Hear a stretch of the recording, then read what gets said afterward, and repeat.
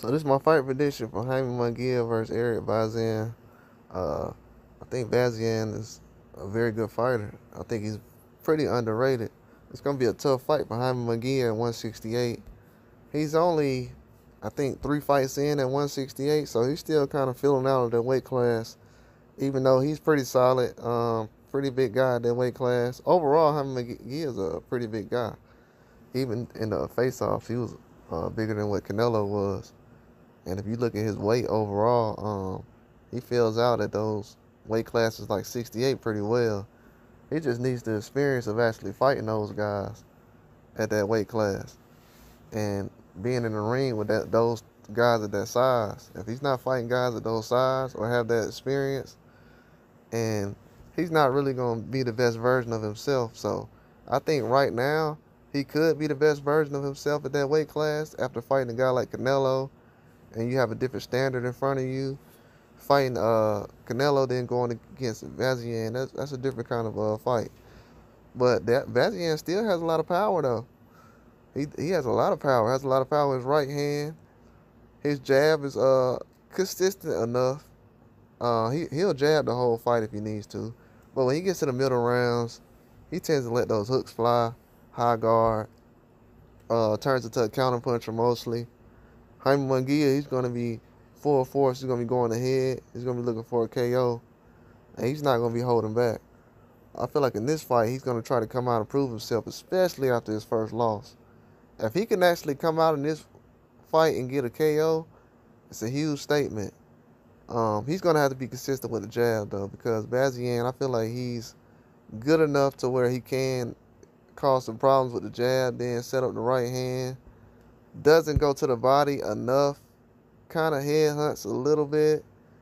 And you can also say the same thing about Munguia. They kind of target the same thing. What I've seen from Bazinyan is a little different, though. He'll switch up his punch combinations, punch selections a lot more than what Munguia would. But I think Munguia is a little more powerful. He can be a little more faster. But Bazinyan, he's kind of tricky, though, because his counter punching speed is a lot faster than his just regular hand speed. When he tends to counter sometimes, it'll be a lot more faster than what you would expect because his first couple of punches aren't really that fast. I guess his reaction time is just that impressive. But if he can actually go to the body on Jaime Munguia, he can actually cause some issues. Jaime Munguia has had some type of issues over the last couple of years with guys going to the body, then going upstairs with him. And if you can break him down, you can cause some issues. But I don't know if Bazinyan's going to go into this fight doing that. That's kind of what Steve Claggett was doing against. This might be a fight that's like Steve Claggett and Teofimo. It might be like one of those fights.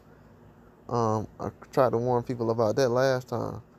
And they was like, oh, Steve Claggett's not that good. Yeah, depending on who he's going against and the styles, that's boxing. But I think Munguia, if he goes to the body a lot more, because Bazinyan, he's not a guy who's going to take a whole bunch of body punches for 10 rounds. So if Jaime Munguia can go in there and do that and cause a lot of issues, I think he'll definitely be able. But this is a 12-round fight, though, anyway, so it's going to have to be for 12 rounds. And if Jaime Munguia can go in there, jab first 3 or 4 rounds, kind of get him comfortable, then start unleashing your punches in the middle rounds, making him fight off that back foot, force him back, you'll put him in a compromising position. So if Bazinyan goes in there and he's a lot more comfortable, he's on the front foot, jabbing, moving, it's kind of similar to Jaime Munguia in a lot of ways that I've seen. So this is going to be a very tough fight.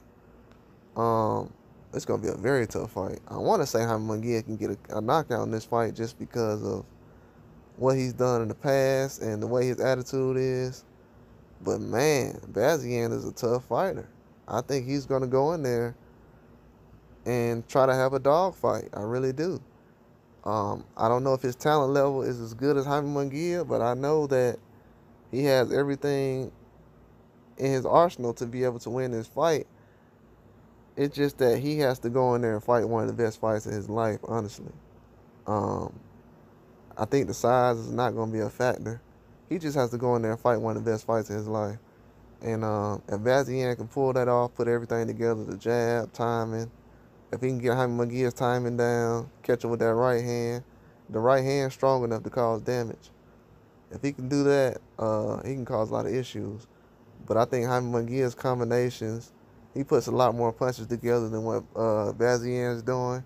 And he also been working with Erik Morales again, which I kind of recommended. I know Freddie Roach was decent the last two fights.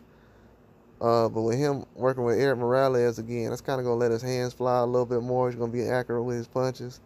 Combinations, land a lot more power punches. And I think that can play into a role, possible knockdown, that'll lead to a decision in this fight. And I'm going to definitely go with Jaime Munguia by decision. But that's all I got. Like and subscribe.